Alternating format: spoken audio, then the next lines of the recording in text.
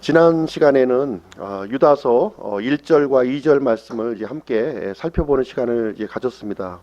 1절과 2절은 유다서의 서론에 이제 해당되는 이제 부분의 말씀을 살펴보았는데요. 예수 그리스도를 따르는 그리스도인들이 어떠한 사람인가 하는 내용을 이제 말씀을 드렸습니다. 그리고 그리스도인들에게는 하나님의 긍휼과 평강과 하나님의 사랑이 이제 필요하다는 것을 이제 제가 말씀을 드렸습니다. 그리스도인들이 지식만 채우게 되면 마음이 딱딱하게 되고 차가워지게 돼요. 하나님의 긍휼과 사랑과 이 평강을 매일같이 지속적으로 채워야 할 것을 우리에게 이제 말씀하고 있습니다. 전도서 12장 12절 말씀에 보면 아들아 또한 이 말씀들로 권고를 받으라. 많은 책을 짓는 것은 끝이 없고 많이 공부하는 것은 육체를 이제 피곤하게 한다 이렇게 말씀하고 있습니다. 우리 구원받은 그리스도인들은 긍휼한 마음과 평강과 이 사랑을 가득 채워야 될 것을 우리에게 말씀해 주고 있습니다.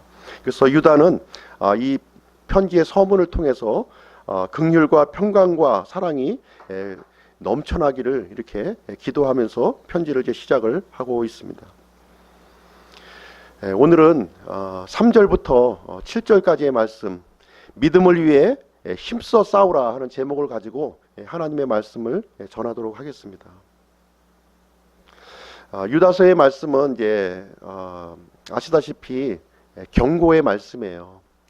우리에게 평안을 주고 우리에게 사랑을 주는 그런 말씀이 아니라 이 시대를 경고하는 말씀으로 가득 차 있습니다. 3절부터 7절까지의 말씀을 제가 잠깐 요약을 해서 말씀을 드리도록 하겠습니다. 3절은 유다서의 기록 목적을 여기에 언급하고 있습니다. 사실 유다는 공통의 구원, 그리스도인의 이 구원에 대해서 기록하려고 했지만 믿음을 위해서 써야 되겠다. 믿음을 위해서 힘써 싸우라는 권면을 하기 위해서 이 서신서를 기록하고 있다고 지금 말하고 있습니다. 4절 말씀은 우리 그리스도인에게 싸워야 할 대상이 있는데 몰래 알지 못하는 가운데 우리 가운데 몰래 들어온 사람들이 있다. 그 사람의 정체에 대해서 이제 말씀해 주고 있습니다. 그 사람들은 어떤 사람들이냐면 정죄를 받도록 미리 정해진 사람들이라는 거예요. 그리고 하나님의 은혜를 사격거리로 바꾼 사람들이라는 겁니다. 세 번째로 하나님과 예수 그리스도를 부인하는 경건치 않은 사람이다 하면서 이 정체를 이제 밝혀주고 있습니다. 5절부터 7절까지의 말씀은 이 구약 성경의 잘못된 본보기를 여기서 기록하고 있는데요. 5절 말씀은 이스라엘 백성들이 40년 동안 광야 생활을 했던 그 내용을 이제 언급하고 있습니다. 40년 동안 불평과 불신앙의 삶으로 말미암아 이집트를 이제 출발했던 첫 세대들이 광야에서 다 죽임을 당한 그 내용을 이제 기록하고 있습니다. 6절 말씀은 이 사악한 존재, 이 타락한 존재에 대해서 우리에게 이제 말씀해주고 있어요. 우리 그리스도인들의 믿음을 이렇게 파괴시키려고 하는 그런 영적인 존재가 있다고 하는 사실을 거기에서 기록하고 있습니다. 그리고 7절 말씀은 소돔과 고모라 성의 이 잘못된 본보기에 대해서 우리에게 경고의 말씀으로 우리에게 주시고 있습니다. 지금 경주 지역에 지진이 일어났다고 이제 뉴스에서 이제 대서특필을 지금 하고 있습니다. 여진이 계속 이제 이어지고 있고 경주 인근에 살고 있는 사람들은 지금 이제 공포 속에서 지금 이제 살아가고 있는 모습을 뉴스를 통해서 우리는 보고 있습니다. 우리나라의 그 경제 지표를 또 이렇게 살펴보면은 이 적색 경고등이 계속 켜지고 있어요. 조선업이 지금 불황이고 해운업도 지금 이제 굉장히 어려운 상황에 놓여 있는 것을 우리는 보고 있습니다. 조선업이 불황이다 보니까 가장 그 철강의 수요가 많은 조선업이 불황이다 보니까 철강업이 또 이렇게 부실하게 되는 일이 발생하게 되고 있고 이 모든 일들이 또 연쇄적으로 이 파급 효과를 지금 이제 이루고 있습니다. 하나님께서 한 나라를 이렇게 심판하시고 이제 재앙하실 때 그 시대의 상황을 바라보게 되면 도덕적으로 굉장히 타락하고 있는 모습을 우리는 볼 수 있습니다. 또 믿는 사람들이 제 역할을 하지 못해요. 그런 일이 일어났을 때 하나님께서 그 사회를 이렇게 심판하시고 징계하는 모습을 우리는 살펴볼 수가 있습니다. 우리 대한민국을 지탱하는 힘이 무엇이겠는가 이렇게 말씀을 드리면 우리 성경을 바르게 믿는 사람들이 바로 이 대한민국을 지탱하는 그 힘과 이제 원동력이 됩니다. 돈과 재물이 대한민국을 지켜주는 것이 아니라 우리 교회가 제 역할을 할 때 이 대한민국을 바르게 지킬 수 있다고 생각을 합니다. 믿는 사람들이 제 역할을 하지 못했을 때 어느 시대를 막론하고 하나님께서 그 국가들을 이렇게 징벌하시고 멸망했던 것을 볼 수가 있습니다. 그래서 우리 믿는 사람들은 사명감을 가지고 이 시대에 이 그 버팀목으로서 그 역할을 해야겠다 하는 마음을 가져야 될 필요가 있다고 생각을 합니다. 유다서 3절 말씀을 같이 한번 보시겠습니다. 유다서의 기록 목적을 이제 얘기하고 있는데요. 사랑하는 자들아, 공통의 구원에 관하여 내가 너희에게 쓰려고 모든 열심을 내던 차에 성도들에게 단 한 번 전달된 믿음을 위해 너희가 힘써 싸우라고 너희에게 써서 권면할 필요를 이제 느꼈다, 이렇게 기록을 하고 있습니다. 사실 유다는 공통의 구원에 대해서 이제 편지를 기록하려고 그랬어요.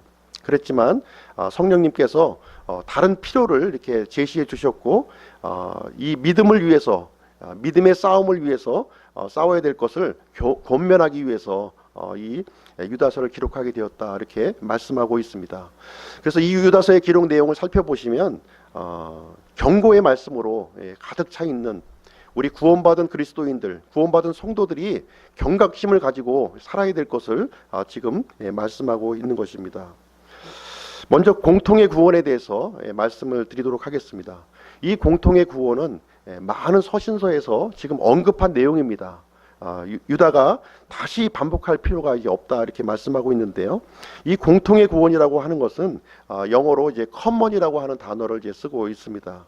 누구에게나 동일하고 차별이 없고 두루 통용되는 것이 바로 이제 공통이라고 하는 뜻이 되겠습니다. 이 공통의 구원이라고 하는 것은 미국 사람이 받은 구원이나 저 아프리카 사람이 이제 받은 구원이나 우리 대한민국 사람이 받은 구원이나 동일하다는 것을 이제 얘기해주고 있는 것입니다. 과거에 사도들이 받은 구원이나 지금 현 시대에 우리들이 받은 구원이나 공통의 구원이라고 이렇게 언급하고 있는 것입니다. 이방인의 구원, 유대인의 구원에 이 차별이 없다고 하는 말씀이 되겠습니다. 동서고금, 빈부귀천을 막론하고 동일한 공통의 구원을 우리에게 주셨는데 그 이유는 우리가 동일한 구원자 예수 그리스도를 믿고 있다고 하는 사실입니다. 우리의 믿음의 고백이 동일한 거예요. 믿음의 결과가 동일하고 믿음의 열매가 이제 동일하기 때문에 우리가 공통의 구원을 받았다고 이렇게 언급하고 있는 것이 되겠습니다. 우리는 성경에 기록된 믿음을 기초로 해서 공통의 구원을 받은 사람입니다. 디도서 1장 4절 말씀에 보면 공통된 믿음을 따라 나의 아들이 된 디도에게 편지하노니 하나님 아버지와 주 예수 그리스도 곧 우리의 구원자들로부터 은혜와 긍휼과 평강이 있기를 원하노라, 이렇게 했습니다. 우리의 이 공통의 구원은 공통된 믿음을 기초로 하고 있기 때문에 공통의 구원을 이제 받게 된 것이라고 성경은 말씀하고 있습니다. 그런데 유다는 이 공통의 구원에 대해서 지금 이제 언급하려고 하는 것이 아니라 이제 믿음의 싸움에 대해서 우리 구원받은 그리스도인들이 어떻게 하면 이 믿음의 싸움에서 승리할 수 있는가 하는 내용을 지금 이제 기록하고 있는 내용이 되겠습니다. 그래서 우리의 믿음은 단 한 번 전달된 믿음이다, 이렇게 표현을 하고 있습니다. 우리가 구원받는 그 이 믿음이라고 하는 것은 은혜로 주어진 거예요. 하나님의 선물로 우리에게 주어진 것입니다. 우리가 열심히 수양하고 이 고행을 해서 힘겹게 얻어진 이 믿음이 아니라 하나님께서 우리에게 은혜 가운데 선물로 주신다는 것이에요. 점진적으로 주어진 것이 아니라 단 한 번 우리에게 전달된 믿음이다, 이렇게 우리에게 설명해 주고 있는 것입니다.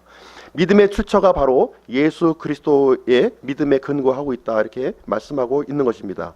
히브리서 12장 2절 말씀 보시면요, 히브리서 12장 2절 말씀 한번 보겠습니다. 유다서 그렇게 접어두시고요, 히브리서 12장 보겠습니다.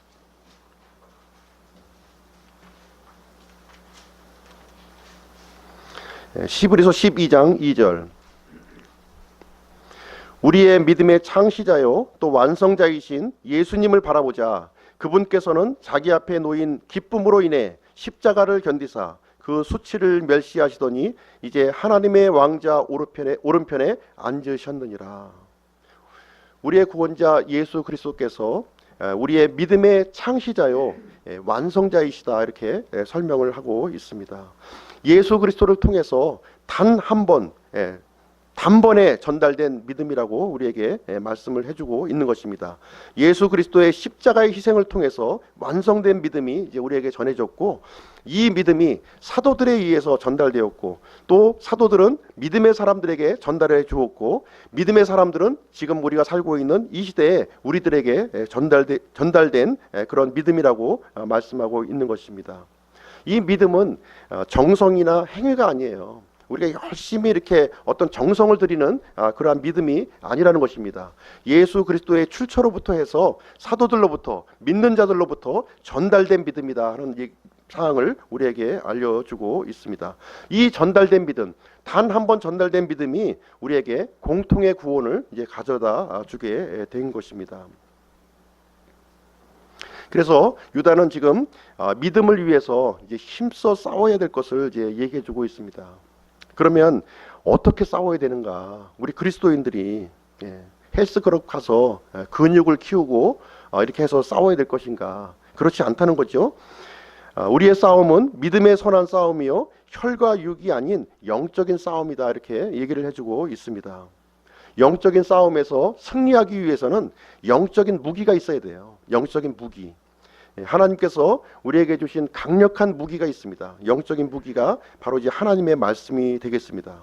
하나님의 말씀을 가지고 우리는 믿음의 선한 싸움을 싸울 수 있다고 우리에게 말씀을 해 주시는 것입니다. 예수 그리스도께서도 이 땅에 오셔서 마귀와 대적할 때 기록된 말씀으로 싸우셨던 모습을 우리는 살펴볼 수가 있습니다. 그래서 우리가 구원받았다면 하나님의 말씀을 이제 가까이 해야 돼요. 이 마귀는 이 악한 영적인 존재들은 하나님의 말씀을 이제 빼앗아 가려고 합니다. 이 성경 기록의 말씀은 이 세상에 기록되어 있는 여러 가지 책들과 분명하게 다른 책입니다. 이 하나님의 말씀은 우리에게 생명을 주시는 말씀이에요. 생명해 주시는 말씀이기 때문에 이 생명의 말씀을 가까이 해야 될 것을 이렇게 얘기해 주고 있습니다. 그러면 하나님의 말씀을 어떻게 하면 가까이 할 수 있는가, 그 내용을 이제 말씀을 드리도록 하겠습니다. 이 하나님의 말씀을 일단 첫 번째로 들어야 돼요. 내가 하나님의 말씀을 들으려고 하는 이 영적인 갈망함이 우리에게 있어야 됩니다. 두 번째는 하나장하는 겁니다.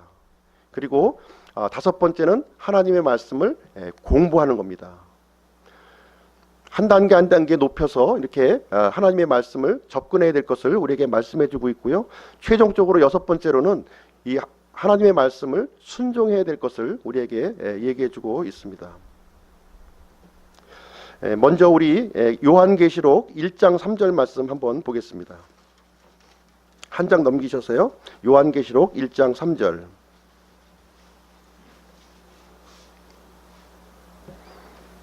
한 목소리로 한번 읽어보겠습니다. 시작. 이 대언의 말씀들을 읽는 자와 듣고 그 안에 기록된 그것들을 지키는 자들은 복이 있나니 이는 때가 가깝기 때문이라. 이 대언의 말씀, 하나님의 말씀을 읽는 자와 또 듣는 자와 그것을 지키는 자에게 복이 있다, 이렇게 말씀을 해주고 있습니다. 하나님의 복을 받기를 원하십니까? 그렇다면 하나님의 말씀을 듣는 자, 읽는 자, 그 안에 있는 것들을 지키는 자가 되어야 된다 하는 것을 우리에게 말씀해 주고 있습니다. 구약 성경 한번 더 보시겠습니다. 구약 성경 여호수아 1장 8절.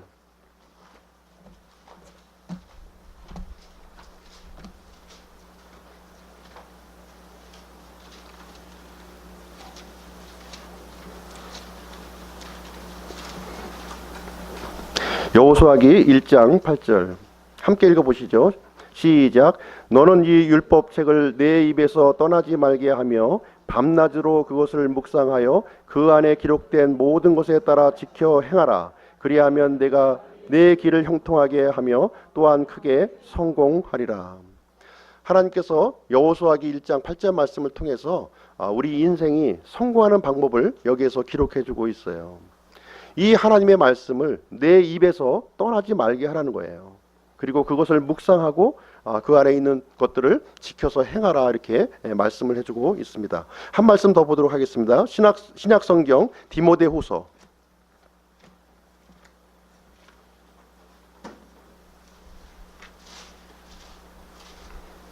디모데후서 2장 15절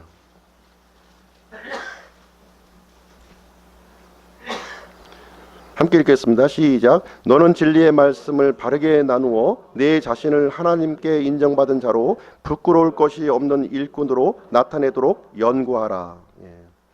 하나님의 일꾼이 되기를 원한다면 하나님의 말씀을 연구하라고 우리에게 얘기해 주고 있습니다.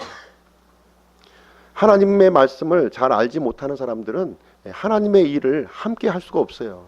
하나님의 일이라고 하는 것은 이런 육체의 일이 아니라 영적인 이 사역이기 때문에 그러합니다. 그래서 하나님의 말씀에 대한 올바른 태도를 갖는 것이 대단히 중요합니다. 일반 소설책을 읽는 것처럼 일반 문학책을 읽는 것처럼 성경을 대해서는 안 된다는 거예요. 이 하나님의 말씀을 통해서 우리에게 생명이 주어지기 때문에 하나님의 복의 이 통로가 되기 때문에 신중하게 이 말씀을 자세하게 읽어야 될 것을 우리에게 얘기해 주고 있습니다. 이 말씀 안에 머물러 있을 때 우리는 영적인 싸움에서 승리할 수 있다 이렇게 말씀을 해주고 있는 것입니다.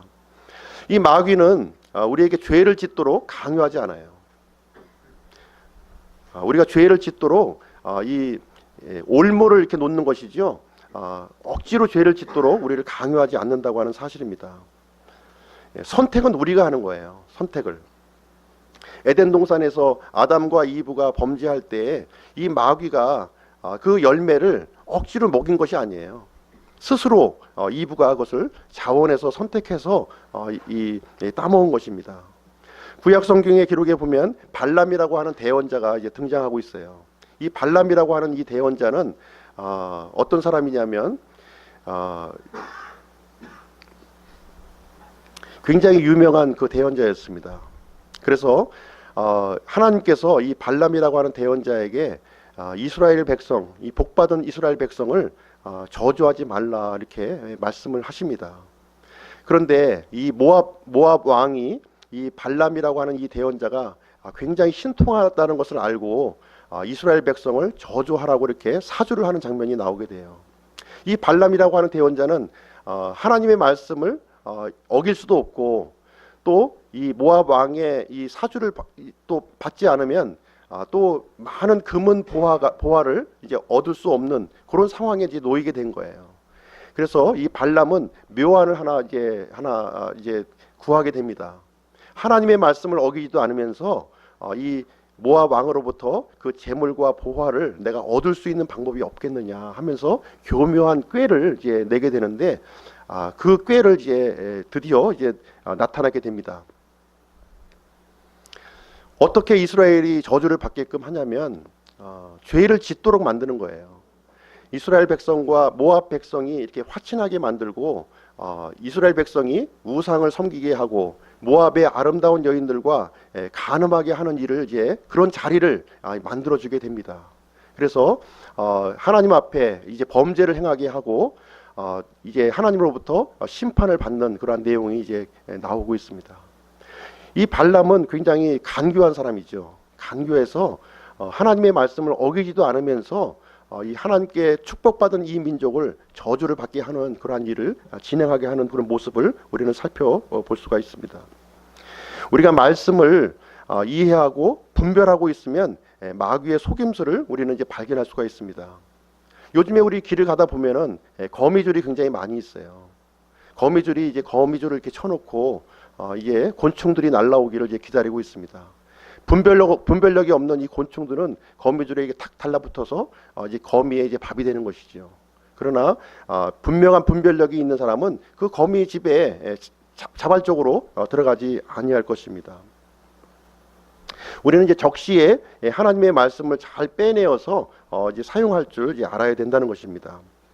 그래서 유다는 하나님의 말씀을 통해서 단 한 번 전달된 이 믿음을 힘써 지키라고 우리에게 지금 이제 말하고 있는 내용이 되겠습니다. 유다서 다시 돌아오겠습니다. 유다서 4절 말씀 보시겠습니다.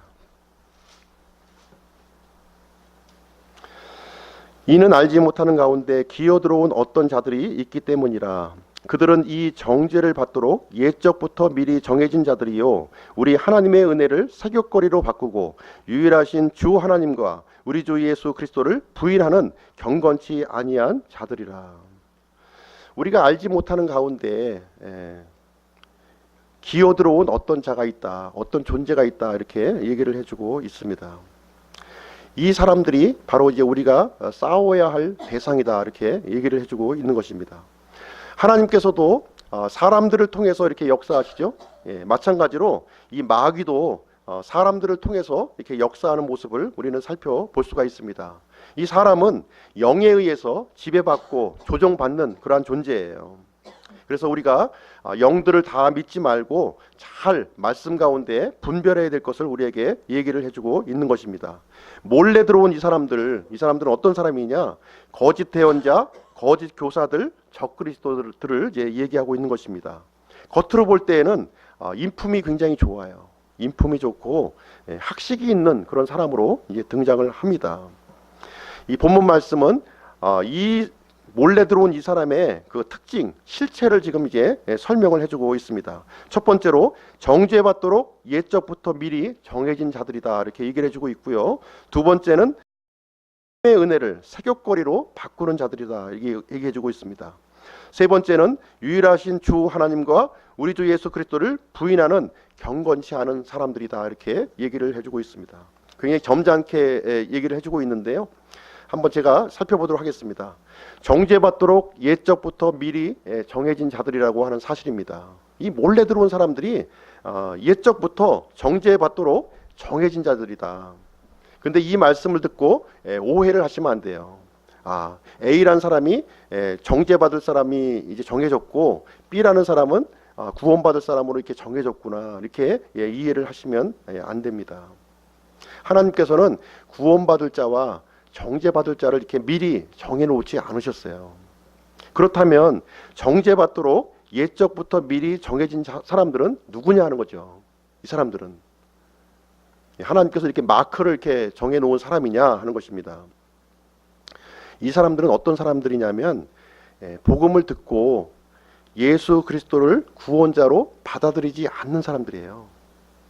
구원을 전에 들었는데 이 예수 그리스도를 구원자로 받아들이지 않는 사람들이라는 거예요. 받아들이지 않을 뿐만 아니라 하나님을 대적하는, 하나님을 거부하는 자리에 자의적으로 있는 사람들이 옛적부터 정죄받도록 정해진 사람들이라는 거예요. A라는 사람이 창세전에 구원받고 구원받지 않을 자로 정해놓은 것이 아니에요.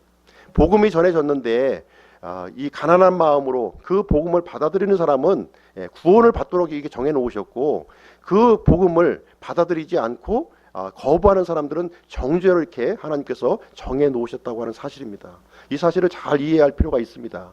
내가 하나님의 말씀을 들었을 때, 복음을 들었을 때 예수 그리스도가 나의 구원자요 나의 하나님으로 받아들인 사람들은 창세전에 구원받을 자로 정해진 사람들 안으로 들어가는 겁니다. 반면에 정죄받은 사람들은 어떤 사람들이냐? 복음을 받았음에도 불구하고 예수 그리스도를 받아들이지 아니하고 하나님을 거부하는 자리에 끝까지 남아있는 사람들, 이 사람들은 정죄받도록 정해진 사람들이다, 이렇게 얘기해주고 있는 것입니다. 하나님께서는 사람들의 이 자유의지를 존중하시는 분이에요. 존중하시는 분이십니다. 하나님께서는 사람들이 끝까지 회개할 기회를 제공해 주시는 분이에요. 근데 끝까지 회개할 기회를 받아들이지 아니하고 거부하는 사람들은 정죄받기로 정해진 사람들이다, 이렇게 얘기를 해주고 있는 것입니다. 베드로후서 3장 8절로 9절 말씀에 보시면, 사랑하는 자들아, 주께는 하루가 천년 같고 천년이 하루 같다는 이 한 가지 사실에 대하여 무지한 자가 되지 말라. 주께서는 자신의 약속에 대해 어떤 사람들이 더디다고 생각하는 것 같이 더디지 아니하시며, 오직 우리를 향하여 오래 참으사 아무도 멸망하지 아니하고 모두 회개에 이르기를 원하시느니라, 이렇게 기록을 하고 있습니다. 정죄받도록 정해진 자들은 끝까지 회개하지 아니하고 하나님을 거부하는 그 사람들이라고 이제 얘기해주고 있는 것입니다. 두 번째로, 하나님의 은혜를 세귑거리로 바꾸는 사람들이에요. 하나님의 은혜를, 다시 말하자면 은혜를 원수로 갚는 사람들입니다. 하나님께서 모든 것들을 이렇게 창조해 주시고 필요한 것들을 제공해 주셨음에도 불구하고 하나님의 은혜를 이렇게 거부하고 그것을 원수로 갚는 사람들이다 하는 것을 얘기해 주고 있습니다.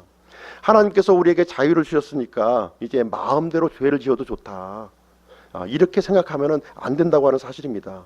그런데 마음대로 죄를 지어도 된다고 주장하는 사람들이 있는 거예요. 이제 천국 티켓을 우리가 받았으니까 마음대로, 내 마음대로 교회 안 와도 되고 내 마음대로 이렇게 살아도 된다, 이렇게 하는 사람들이 있는 것입니다. 하나님께서 우리에게 자유를 주신 것은 하나님의 법 테두리 안에서 우리에게 자유를 주신 거예요. 그 안에서 자유를 누리는 것이지 그 은혜 밖에서, 하나님의 법 밖에서 우리에게 자유를 주신 적이 없는 것입니다. 몰래 기어 들어온 사람들은 하나님을 두려워하는 마음이 이제 없는 사람들이라는 거예요.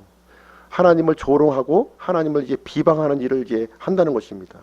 하나님의 은혜를 사귑거리로 바꾸는 사람들이다, 이렇게 얘기를 해주고 있는 것입니다. 이 몰래 기어 들어온 사람의 정체는 어떤 사람이냐? 유일하신 주 하나님과 우리 주 예수 그리스도를 부인하는 경건치 아니한 사람들이라는 거예요. 이 사람들의 특징이 뭐냐면 경건치 아니한 사람들이에요. 경건치 아니한 자들이라고 하는 것은 영어로 ungodly입니다. ungodly. 하나님답지 않은 거예요. 하나님의 질서를 혼란시키는 자들, 부도덕한 자들이 바로 이제 이런 사람들이라고 하는 사실을 얘기해주고 있습니다. 겉으로는 하나님을 믿는다고 하고 하나님께 영광을 돌린다고 하지만 실질적으로 이제 하는 행동을 보면은 부도덕한 일을 이제 하고 있고 하나님의 질서를 이제 파괴하고 있다고 하는 사실을 이제 얘기해주고 있습니다. 세상 사람들보다도 더 지독한 냄새를 이제 풍기는 이런 사람들을 얘기해주고 있습니다. 여의도 순복음 주식회사 가 이제 대표적인 케이스가 이제 되겠습니다. 순복음 주식회사의 대표이사 이제 분이 이제 오늘날 하는 그 이제 행태를 보면은 이제 그런 모습을 지금 이제 몰래 들어와서 믿는 자들 가운데서 지금 행하고 있는 모습을 우리는 이제 살펴볼 수가 있습니다. 하나님이 유일하신 주인이시라는 거예요. 우리는 예수 그리스도가 우리의 유일한 주인으로 우리가 믿는 거예요. 교회의 목사가 주인이 아닙니다. 목사가 교회의 주인 행세하면 안 돼요. 단지 하나님의 말씀을 대신 맡겼을 뿐이지 이 주식회사처럼 교회의 대표이사가 되라고 목사의 직임을 주신 것이 아니다 하는 것입니다. 그런데 대부분의 이 교회들이 목사들이 이 교회 안에서 주인 행세하는 경우가 대단히 많이 있습니다. 대표이사 행위를 하는 경우가 많이 있는 것을 보게 됩니다. 그것은 유일하신 주인이신 하나님과 주인이신 예수 그리스도를 모독하는 행위다, 이렇게 말씀을 하고 있는 것입니다. 그런 사람들이 몰래 기어 들어온 사람이요, 옛적부터 정죄받기로 정해진 그런 사람들이다, 이렇게 얘기를 해주고 있는 것입니다. 이런 사람들은 처음에는 이제 몰래 들어와요. 선한 모습으로 이제 들어옵니다. 그러나 나중에 가서 보면은 그 정체를 이제 드러내는 모습을 우리는 살펴볼 수가 있습니다. 잘못된 교리를 전파하고 표적이나 체험을 이제 강조하게 되는 일을 이제 하게 됩니다. 교회를 사회운동, 봉사활동의 단체, 정치활동의 무대로 이렇게 삼아버리는 일을 이제 하게 됩니다. 이 교회를 통해서 형통주의, 성공주의를 이제 지향하게 하게 됩니다. 그 다음에 이제 사람이 이제 많이 모여들게 되면 목사가 왕이 되는 거예요. 교주로 이제 등극하는 일이 이제 생겨납니다. 구원파의 교주가 누굽니까? 하나님의 교회의 교주가 누구예요? 영생교회 교주가 누굽니까? 신천지 교주가 누굽니까? 나중에 교주로서 이제 왕 행사를 하는 모습을 우리는 살펴볼 수가 있습니다. 우리 성경 말씀을 함께 찾아보도록 하겠습니다. 디모데전서 4장 말씀을 보겠습니다.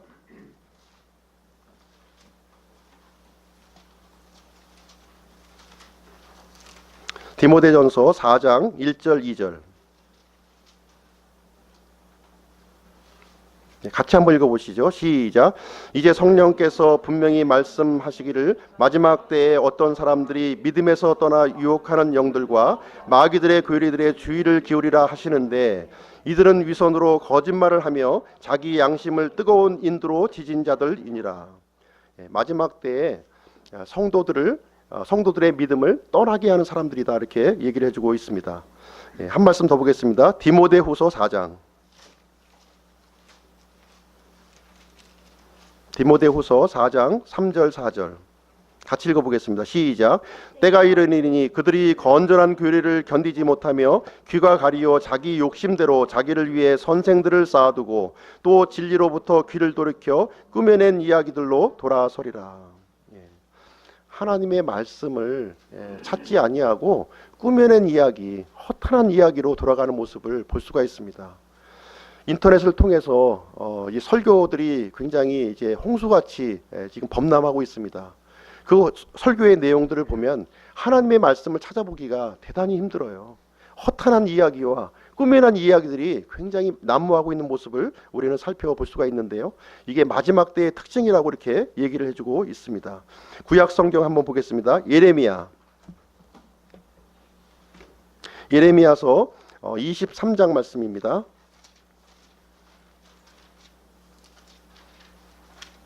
예레미야 23장 30절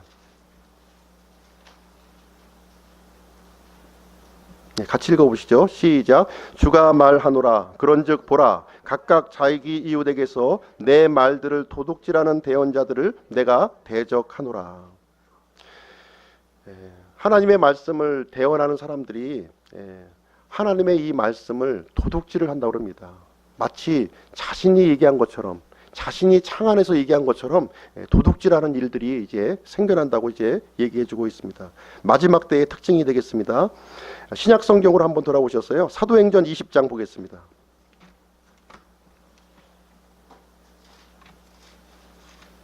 사도행전 20장 29절 30절 다 같이요. 시작. 내가 이것을 아노니 곧 내가 떠난 뒤에 사나운 이리들이 너희 가운데로 들어와 양떼를 아끼지 아니할 것이요 또 너희 중에서도 제자들을 끌어내어 자기들을 따르게 하려고 왜곡된 것들을 말하는 사람들이 일어나리라. 이 사도 바울이 이제 에베소 이제 교회를 이제 떠나면서 이제 당부한 이제 말씀이 이제 되겠습니다. 떠나게 되면은 사나운 이리들이 이제 교회 안으로 들어오게 된다, 이렇게 얘기를 하면서 이 사람들은 어떤 사람들이냐, 그 특징이 제자들을 끌어내어 자기들을 따르게 한다는 거예요. 이 양떼들이 누구의 소유입니까? 이 구원받은 사람들이 누구의 소유예요? 예수님의 소유시잖아요. 예수님의 우리의 목자시잖아요. 예수님을 따르게 하지 아니하고 그 사람들을 끌어내어서 자기를 따르게 한다는 거예요. 사람을 따르게 하는 일들이 이제 생겨난다. 이런 일들이 마지막 때에 일어날 것을 우리에게 경고를 우리에게 해주고 있습니다. 그래서 하나님의 교회를 이렇게 우리가 세워나가면서 주의해야 될 것은 사람을 따르게 해서는 안 된다고 하는 사실입니다. 우리의 믿음의 창시자요, 우리의 완성자이신 예수 그리스도를 바라보게 해야지, 자꾸 사람을 바라보게 하면은 이것은 올무에 빠질 수밖에 없다, 이렇게 얘기해주고 있는 것입니다. 유다서로 한번 다시 돌아와서 보겠습니다. 유다서 이제 5절부터 7절까지의 말씀은 어떤 내용이냐면 구약 성경의 내용을 이제 예시적으로 우리에게 보여주고 있습니다. 하나님께서는 이스라엘 백성들을 이렇게 선택하시고 이스라엘 백성들로 말미암아 본보기를 미리 보여주셨어요. 본보기를. 그걸 알고 교훈을 받으라고 우리에게 말씀을 해주고 있습니다. 5절 말씀 보겠습니다. 유다서 5절. 그러므로 비록 너희가 전에 이것을 알았을지라도 내가 너희로 하여금 기억하게 하려 하노라. 곧 주께서 백성을 이집트 땅에서 구원하시고 그 뒤에 믿지 않는 자들을 멸하셨으며, 이렇게 기록하고 있습니다. 출애굽한 그 이스라엘 백성들이 이제 광야 생활을 하게 되는데요. 사실 이제 그 약속의 땅까지는 10하루길이면 갈 수 있는 그런 거리예요. 굉장히 짧은 거리입니다. 그러나 이스라엘 백성들이 하나님 앞에 불평을 하고 불신앙을 하게 됨으로 말미암아 그 땅에서 10하루길이면 갈 수 있는 그 땅에서 40년 동안 방황하다가 시체가 되는 일이 이제 발생합니다. 왜 그러한 일이 일어났습니까? 그것은 이스라엘 백성들의 그 불신앙, 그것 때문에 그러한 일이 생겨났다고 이제 얘기를 해주고 있습니다. 광야 생활을 하는 그 이스라엘 백성들은 육신적인 그리스도인들을 이제 예표하고 있는 거예요. 육신적인 그리스도인들. 다시 말하자면 구원은 받았지만 갓난아이의 그런 믿음을 이제 갖고 있는 사람들을 얘기하고 있습니다. 하나님께서 낮에는 구름 기둥으로 밤에는 불 기둥으로 이렇게 가시적으로 인도해 주셨지만 어린아이의 믿음으로 이렇게 머물러 있는 거예요. 이 사람들에게 마침내 약속의 땅에 이렇게 도달했을 때 그 땅에 들어갈 수 없다, 이렇게 얘기를 해주고 있는 거예요. 그 땅에 들어갈 수 없다. 그렇게 되니까 하나님께서는 여호수아와 갈렙을 제외하고 출애굽한 그 이 첫 세대들은 광야에서 방황하다가 시체가 되도록 이렇게 만들었습니다.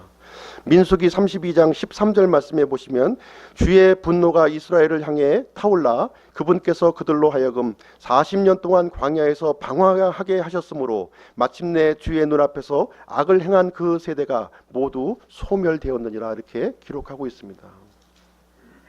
왜 이 내용을 유다서에 기록을 했습니까?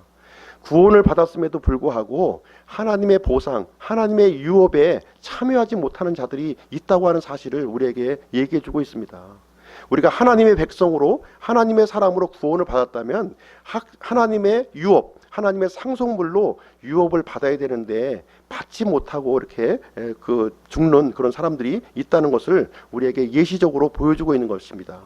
우리 신약 성도들도 그러한 잘못된 그런 본보기에 들어가지 말 것을 우리에게 경고를 해주고 있는 것입니다. 유다서 6절 말씀 한번 보겠습니다. 유다서 6절. 또 자기들의 처음 신분을 지키지 아니하고 자기들의 처소를 떠난 천사들을 큰 날의 심판 때까지 영존하는 사슬로 묶고 어둠 밑에 예비해 두셨는데, 우리 믿음의 이 싸움 배후에 이 타락한 천사, 곧 마귀들이 이제 존재한다고 하는 사실을 이제 보여주고 있습니다. 보이지 않는 존재예요. 보이지 않는 존재임에도 불구하고 그 악한 이 영적인 존재들이 이 배후에서 조종을 하고 있다는 것을 얘기해주고 있습니다. 그래서 이 유다는 이 영적 존재에 대해서 이 정체를 지금 이제 폭로하는 내용이 이제 되겠습니다. 이 영적 존재에 대해서 한번 이제 말씀을 드릴 텐데요. 창세기 6장을 한번 보겠습니다. 창세기 6장.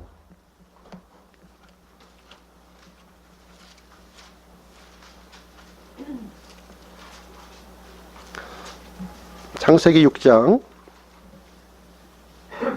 1절부터 4절까지 말씀 보겠습니다. 사람들이 지면에서 번성하기 시작하고 그들에게 딸들이 태어나매 하나님의 아들들이 사람의 딸들과 또 그들이 아름다운 것을 보고 자기들이 택한 모든 자를 아내로 삼으니라. 주께서 이르시되 내 영이 항상 사람과 다투지는 아니하리니 이는 그도 육체이기 때문이라. 그럼에도 그의 날들은 120년이 되리라 하시니라. 당시의 땅에는 거인들이 있었고 그 뒤에도 있었으니 곧 하나님의 아들들이 사람들의 딸들에게로 들어와 그들이 저들에게 아이들을 낳았을 때더라. 바로 그들이 옛적에 강한 자들 곧 명성 있는 자들이 이제 되었더라. 이렇게 기록하고 있습니다.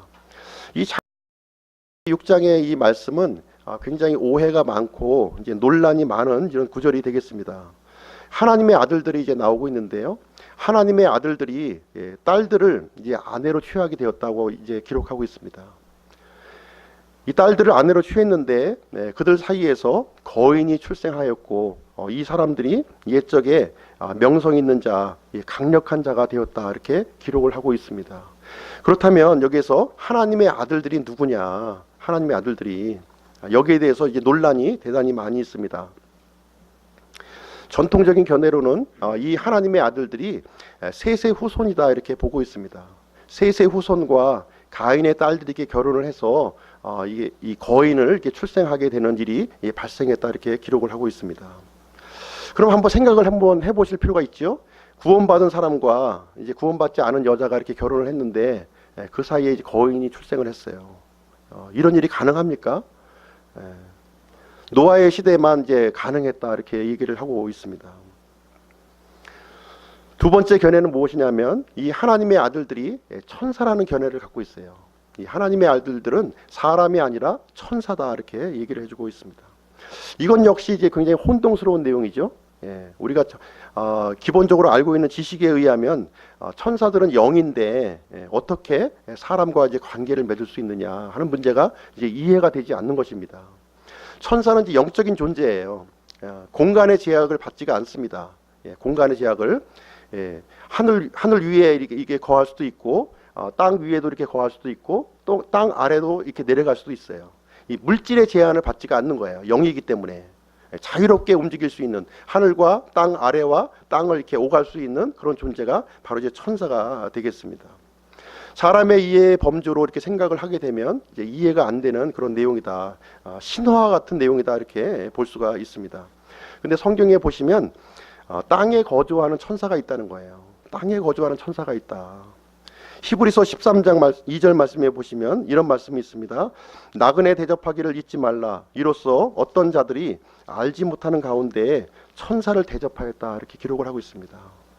이 천사들이 영적인 존재이긴 하지만 사람의 몸을 입고 이렇게 사람이 먹는 그런 음식을 먹을 수가 있다 이렇게 기록을 하고 있습니다. 사람의 몸을 입은 천사들의 모습은 성경의 기록을 살펴보시면 젊은 남성으로 이렇게 등장을 합니다. 사람과 동일한 모습이에요. 동일한 치수의 모습을 갖고 있으면서 음식을 먹을 수도 있고 이제 하나님의 심부름꾼으로서의 역할을 이제 감당하는 모습을 우리는 살펴볼 수가 있습니다. 하나님께서 허락하셨을 때에만 가능한 거예요. 천사가 자의적으로 할 수는 없는 것이고요. 하나님께서 허락하셨을 때 가능합니다. 이 일이. 그런데 마귀 사탄에 의해서도 이 천사가 사람의 몸을 입을 수도 있다 이렇게 이제 보는 것입니다. 유다서는 바로 이 존재에 대해서 우리에게 이제 말씀해 주는 내용이 이제 되겠습니다. 그래서 6절 말씀에 보면 처음 신분을 지키지 아니하고 자기의 처소들을 떠난 천사들에 대한 이야기가 여기에 기록이 되어 있는 거예요. 하나님의 이 허락을 받지 아니하고 자의적으로 자신의 처소를 떠난 이 타락한 천사의 모습에 대해서 얘기를 해주고 있는 것이고요. 이 타락한 천사들이 사람의 배후에서 이렇게 악한 일을 이렇게 조종하고 진행하고 있다고 하는 사실을 우리에게 얘기해주고 있습니다. 유다서 6절 말씀에 보시면 큰 날의 심판 때까지 영존하는 사슬로 묶고 어둠 밑에 예비해 두셨다 이렇게 기록하고 있습니다. 큰 날의 심판 때까지 아직까지 이루어지지 않았습니다. 앞으로 이제 큰 날의 심판이 이제 이루어지게 될 텐데 그때까지 이제 사슬로 이제 묶어 놓으셨다고 이렇게 기록을 하고 있습니다. 노아의 홍수 때 이제 그 사람의 딸들과 이렇게 관계를 맺었던 이 타락한 천사들은 지금 이 어둠의 사슬에 지금 묶여 있어요. 지하 세계에 보시면 이제 지하 감옥 중에서도 아주 혹독한 그런 그 형벌을 주는 그런 장소가 있습니다. 그리스어로 이제 탈타로스라고 하는 곳인데요. 그 장소에 이 타락한 천사의 존재들을 어둠의 사슬로 꽁꽁 묶어 놓았다 이렇게 기록을 하고 있습니다. 창세기 이제 6장 말씀에 보시면 4절 말씀에 보시면 당시의 땅에는 거인들이 있었고 그 뒤에도 있었다 이렇게 기록을 하고 있어요. 노아 시대에도 있었고 노아 시대 이후에도 이 거인들이 존재했다 이렇게 기록을 하고 있는데요. 한번 7절 말씀 한번 보겠습니다. 유다서 7절.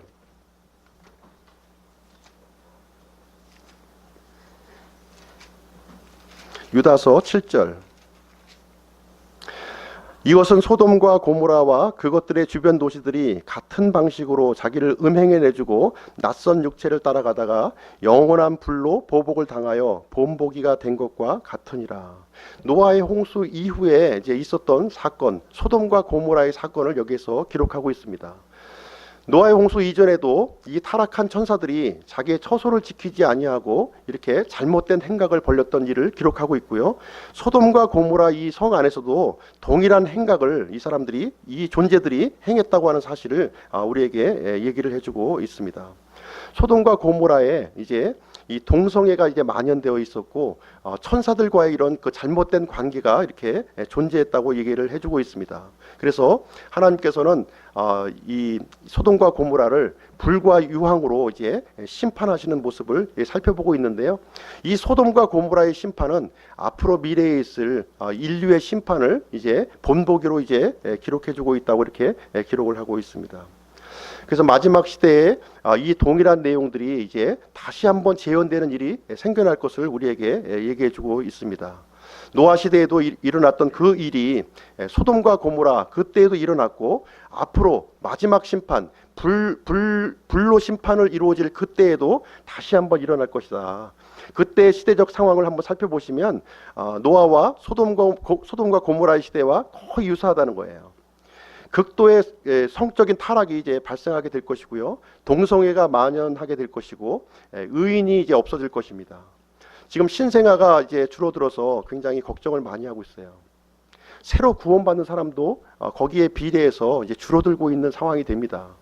그나마 지금 우리 시대에는 구원받는 사람들이 지금 많이 있는데 앞으로 하나님의 심판이 임박한 그 시점이 되게 되면 구원받는 사람들이 대단히 적을 것을 이제 얘기를 해주고 있습니다. 마지막 때의 일이 이제 다시 이제 반복되는 일을 예시적으로 이제 보여주셨는데요. 그 내용을 한번 성경 말씀을 통해서 살펴보도록 하겠습니다. 다니엘서 말씀 한번 보겠습니다. 다니엘서 2장 36절부터 45절 말씀입니다.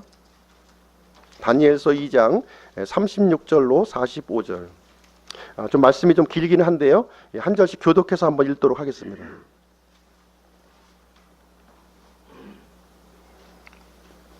제가 36절 읽겠습니다. 그 꿈은 이러한즉 우리가 왕 앞에서 그것의 해석을 고하리이다.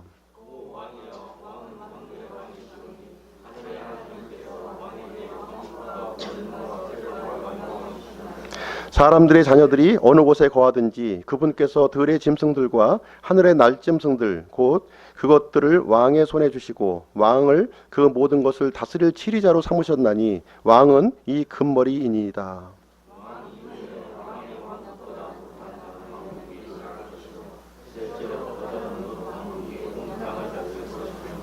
넷째 왕국은 쇠같이 강하리니 쇠는 모든 물건을 산산조각 내며 정복하나이다. 이 모든 것을 부수는 쇠같이 그 왕국이 모든 것을 산산조각 내고 상하게 하리이다.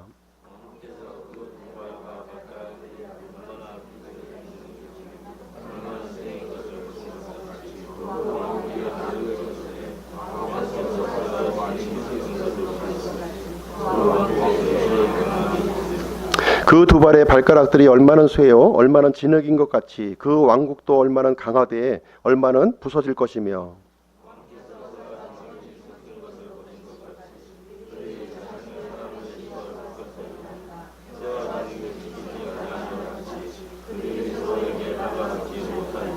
이 왕들의 시대에 하늘의 하나님께서 한 왕국을 세우실 터인데 그것은 결코 멸망하지 아니하리이다. 그 왕국은 다른 백성에게 남겨지지 아니하며 이 모든 왕국들을 산산조각 내어 소멸시키고 영원히 서리이다.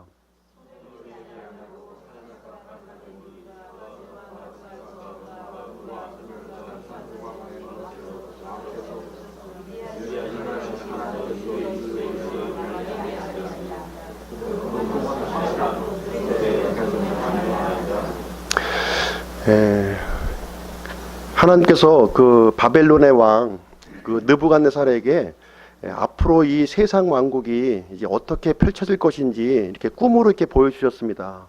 이 내용을 이제 다니엘이 왕 앞에서 이제 꿈을 해석해주는 이제 장면이 되는데요. 마지막 왕국에 대해서, 마지막 세상 왕국에 대해서 여기에 언급이 되어 있는 내용을 우리가 살펴볼 수 있는데요. 43절 말씀에 보시면 쇠와 진흙이 섞인 것을 보시는 것 같이 그들이 자신을 사람의 씨와 섞을 터이나 쇠와 진흙이 섞이지 아니함 같이 그들이 서로에게 달라붙지 못하리이다. 마지막 왕국의 이 특징이, 이 쇠는 바로 이제 천사를 얘기하고 있는 것이고요. 이 진흙은 사람을 얘기하고 있는 것입니다. 종류가 틀린 존재예요. 쇠의 존재는 그 사람, 하나님의 아들들을 이제 얘기하고 있는 것이고, 이 진흙은 사람의 아들들을 이제 얘기하고 있는 것입니다. 하나님께서는 이 종류가 다른 이 존재들이 섞이는 것을 원치 않으셔요. 그 본보기로 노아의 홍수로 심판을 하셨고 소돔과 고모라도 심판을 하셨습니다. 앞으로 이제 마지막 왕국에서도 이와 동일한 일들이 이제 생겨날 것을 하나님께서는 느부갓네살의 이 꿈을 통해서 우리에게 미리 또 알려주셨습니다. 이 쇠와 진흙이 서로 섞이는 일이 생기게 되고 그때에는 아주 강력한 왕국이 이제 등장을 해서 이 세상을 이제 통치하게 될 것이다. 그 시점에 이제 예수님이 재림을 해서 그 왕국을 산산조각 낼 것을 여기에 이 다니엘서를 통해서 우리에게 알려주고 있는 것입니다. 마지막 시대가 이제 거의 이제 임박해 있는 그런 모습을 이제 우리는 보고 있습니다. 어떻게 쇠와 진흙이 이제 섞일 것인가? 사람의 머리로서는 이해가 가지 않는 그러한 일이지만 그러한 일들이 현실적으로 이제 가능한 그러한 시점에 우리는 이제 와 있다는 거예요. 그것을 볼 때 이제 하나님의 심판이 거의 임박해 와 있구나. 노아의 홍수 때 구원받은 사람들이 몇 명입니까? 8명이 구원받았죠. 소돔과 고모라 때 구원받은 사람의 숫자가 몇 명이에요? 몇 명입니까? 4명 구원받았죠. 그것도 가까스로 불 가운데 구원을 받았습니다. 소돔과 고모라에 10명의 그 의인이 있으면 그 도시를 심판하지 않겠다 하나님께서 말씀을 해 주셨어요. 소돔과 고모라 성에 아마 몇 명이 살았을까요? 그 당시에 몇 명이 살았을지는 잘 모릅니다. 대충 추상컨대 한 10,000명 정도 살았을 때 10명이면은 한 0.1% 정도 해당되는 그 숫자입니다. 0.1%의 의인이 없었기 때문에 하나님께서 그 소돔과 고모라 성을 심판하신 거예요. 마지막 시대에도 하나님께서 의인을 이제 찾고 계시다고 하는 사실입니다. 0.1%의 의인 그마저도 없다면은 이 세상은 하나님께서 이 진노의 잔이 이제 부어질 수밖에 없는 그런 상황에 이제 놓여져 있는 것입니다. 항상 이 하나님의 심판이 이제 임박해 있다고 하는 사실을 우리 그리스도인들은 염두에 둘 필요가 있습니다. 하나님께서 한 번 보여준 것도 아니고 노아의 홍수를 통해서 알려주시고 또 소돔과 고모라를 통해서도 알려주시고 느부갓네살의 그 왕의 꿈을 통해서도 이렇게 예시해 주셨는데 그럼에도 불구하고 우리가 정신을 차리지 못한다면 이제 큰 이제 문제가 있다 하는 내용을 유다는 지금 이제 경고하고 있습니다. 결론을 내리도록 하겠습니다. 유다는 이제 그리스도인들이 이 받은 공통의 구원에 대해서 얘기하려고 했어요. 그러다 보니까 구원받은 사람들이 구원에 안주하는 그런 경향을 이제 많이 본 겁니다. 이제 구원받은 사람들이 믿음의 선한 싸움을 싸워야 할 것, 영적 존재의 실체를 분명히 알아야 될 것을 우리에게 유다서를 통해서 우리에게 알려주고 있는 것입니다. 마귀는 지금 울부짖는 사자와 같이 우리에게 덤벼들고 있어요. 그러나 걱정할 필요는 없습니다. 예수 그리스도의 권능으로 우리가 보호를 받고 있기 때문에 우리가 마귀가 쳐놓은 그 덫에 들어가지 않는 한 우리는 이제 안전한 것입니다. 구약시대의 본보기를 통해서 분명하게 우리에게 경고를 해주고 있습니다. 우리 교회 안에 우리 이제 이 기쁨 침례교회 아니라고 하는 것을 말씀드리는 것이 아니라 이 믿는 사람들의 이 그 진영에 몰래 들어온 사람들이 몰래 들어와서 믿는 자의 역할을 하는 사람들이 있다는 거예요. 그 사람들의 의도는 다른 데 있다는 겁니다. 하나님께 영광을 돌리고 진리를 전파하는 데 있는 것이 아니라 다른 데 있는 겁니다. 자신의 욕심을 채우고 하나님을 비방하고 하나님을 이제 대적하기 위해서 들어와 있다고 우리에게 얘기를 해주고 있습니다. 겉만 보고 우리가 판단하면 안 돼요. 하나님의 말씀 위에 바르게 서서 그것이 참된 것인지 거짓된 것인지 분별할 수 있는 그런 그 믿음을 우리가 가져야 된다는 것을 우리에게 얘기해 주고 있습니다. 성경의 이 기준을 정확하게 알지 못하면 휩쓸릴 수가 밖에 없어요. 저기 가서 얘기 들으면은 저 말이 옳은 것 같고 이쪽이 얘기하면 이쪽이 옳은 것 같고 이제 왔다 갔다 이제 마치 바다에 떠 있는 이 부표와 같이 움직이는 그런 존재가 되고 맙니다. 하나님께서는 이 진리의 말씀 위에 명확하게 서서 보이지 않는 영적인 이 대적과 우리가 힘써 믿음의 싸움을 싸워야 될 것, 이것을 우리에게 얘기해 주고 있는 것입니다. 그래서 우리 기쁨 침례교회 성도님들은 이런 영적인 경각심을 가지시고 하나님의 말씀으로 무장해서 흔들리지 않는 견고한 믿음의 사람이 되시기를 간절히 기원드립니다. 제가 기도하고 마치겠습니다.